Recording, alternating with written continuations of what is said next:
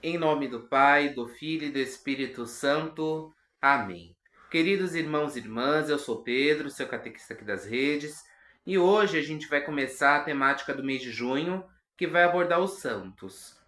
E hoje, o primeiro vídeo dessa temática, eu escolhi uma questão muito importante: se as relíquias e as imagens são verdadeiramente objetos de idolatria ou não.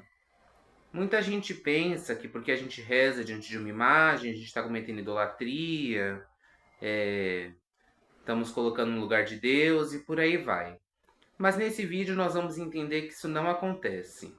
Então, sem enrolação, nosso vídeo não ficar muito longo, vamos lá.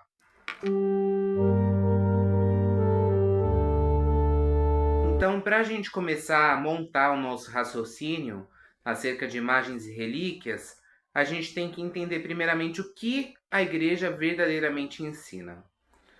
A própria igreja, ela vai condenar a idolatria, dizendo que a adoração é somente a Deus, sendo que os parágrafos 21:12 ao 21:14 do Catecismo, eles vão especificar o que é idolatria e vão proibi-la, vão condená-la completamente. Tá, mas aí as relíquias e as imagens, Pedro, onde que elas entram? Relíquias e imagens, elas são objetos de veneração. Venerar é o quê? É você amar, respeitar aquela pessoa que está representada naquela relíquia, naquela imagem, porém sem colocá-la acima de Deus. Isso é diferente da adoração, que é você amar acima de tudo, tudo, tudo mesmo. Nada acima disso. E o parágrafo 21:32 do Catecismo, ele vai falar que a veneração das imagens, ela não é para o objeto, a imagem em si, mas sim a pessoa que está ali representada. Tá, a gente entendeu agora o que a igreja ensina acerca das imagens e das relíquias. Só que os erros comuns, o porquê que acontece muita briga.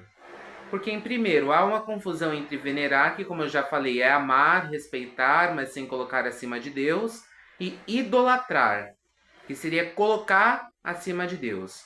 É como se estivesse falando, por exemplo, a Maria: "Oh, Maria, você é mais importante que Deus. Sem você, Deus não pode nada, nananana." Mas não é isso que acontece. Como também o julgamento apenas pelo que eu vi, aquele famoso ditado de julgar o livro pela capa. Eu vi a pessoa rezando diante da imagem, então ela está idolatrando. Como também ignorar a distinção da igreja. A gente sabe muito bem que se a imagem cair e quebrar, não é um Deus que morreu.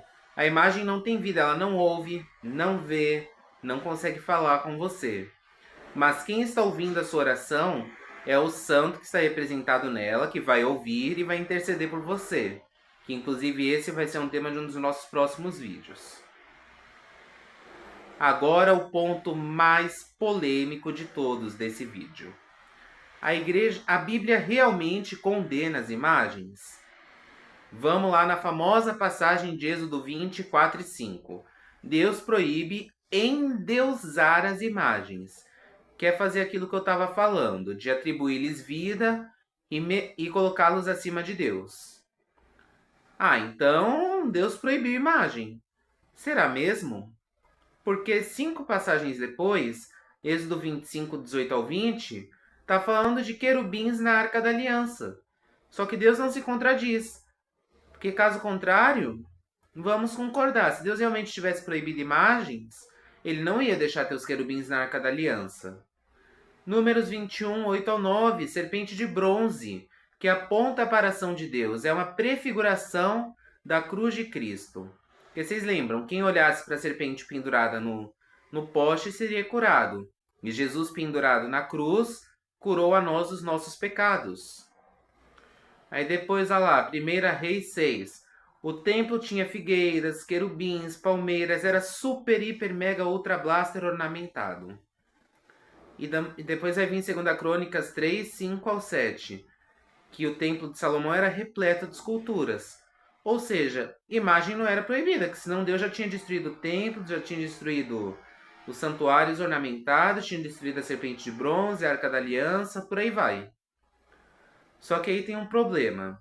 Se a gente for olhar Êxodo 32, 1 Reis 12:28-32 e 2 Reis 18, versículo 4, eles são óbvios casos de idolatria explícita, porque as pessoas estavam colocando aqueles ídolos acima de Deus.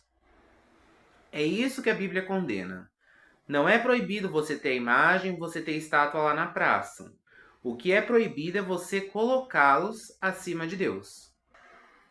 Aí também vai voltar a questão da igreja primitiva, porque as imagens elas já eram usadas pelos cristãos lá desde os primeiros séculos, que a gente tem que lembrar do conceito da arte, que também é usada para evangelizar. E a gente pode lembrar também das catacumbas de São Calixto, a arte, as pinturas que eram usadas ali para evangelizar, jamais para idolatrar quem estava ali representado. E isso também é continuidade na tradição, porque a igreja sempre usou todos os meios possíveis, incluindo a arte, para evangelizar. Ou seja, isso é preservação da tradição da Santa Igreja. E agora os pontos que a gente vai retrabalhar. Por que, que não tem idolatria nesses casos? Porque, como eu já falei, imagens não são deuses, não têm vida própria. E a honra é relativa, é para o representado, não para a escultura. Cito de novo o exemplo da estátua de Martim Afonso, de Padre José de Anchieta, de Borba Gato, seja lá quem for a imagem. A estátua, aliás, desculpa. E lá, parágrafo 2132, ele vai fazer uma distinção muito clara daquilo que eu falei. E o 1674 vai falar que a prática devocional, ou seja, você ter devoção aos santos, não vai romper com a latria, que é o nosso culto de adoração exclusivo a Deus. Então, pessoal, eu fico por aqui, espero que vocês tenham gostado, tenham conseguido entender. Deixem seu like, se inscreve no canal, ativa o sininho, divulgue, comente bastante para que a gente possa saber a opinião de vocês, o que vocês estão achando. Eu fico por aqui, meus queridos, minhas queridas, até o próximo vídeo. Que Deus os abençoe.